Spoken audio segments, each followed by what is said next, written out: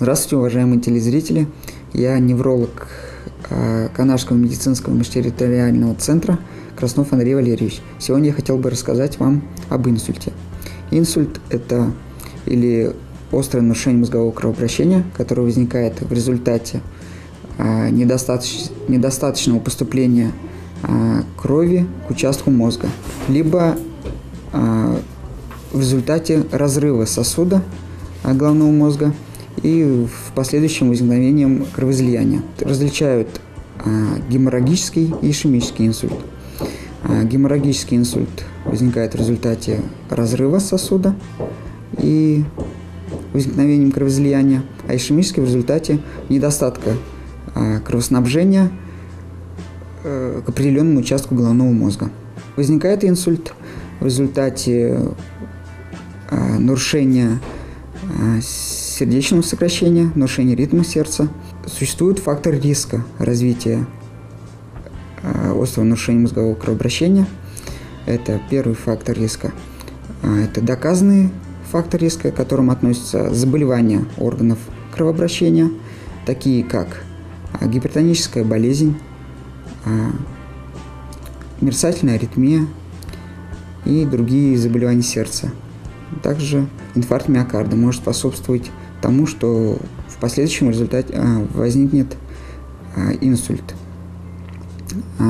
Профилактика инсульта заключается, первое, в здоровом образе жизни, то есть отказ от курения. У курящих людей риск развития инсульта возрастает в 1,6 раз выше, чем не у курящих. Отказ от алкоголя. Поддержание индекса массы тела менее 25 кг на метр в квадрате. Очень важное профилактическое мероприятие по предупреждению развития инсульта – это соблюдение диеты. То есть гипохолестериновая диета, то есть снижение употребления сахара, соли, также жирной пищи. Считается, что употребление жирной морской рыбы до 2 раз в неделю сокращает риск развития инсульта до 40%. В отличие от тех, кто включает в рацион рыбу лишь 1 раз в неделю. При каких симптомах нужно вызывать неотложную помощь? Первое – это смотрим на симметричность лица. Если наблюдается опущение угла рта. Второе. Просим больного произнести его имя.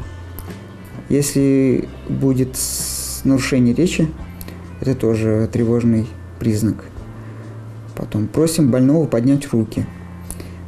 Если одна рука отстает от другой руки, показанием к экстренному вызову скорой медицинской помощи является внезапное возникновение головокружения, сильной головной боли, двоение в глазах или даже слепота на один глаз. В случае возникновения таких симптомов первой помощью до прибытия скорой помощи будет это уложение пациента в горизонтальное положение, измерение артериального давления. Желательно лекарственные препараты не давать, потому что у пациента может быть нарушение глотания.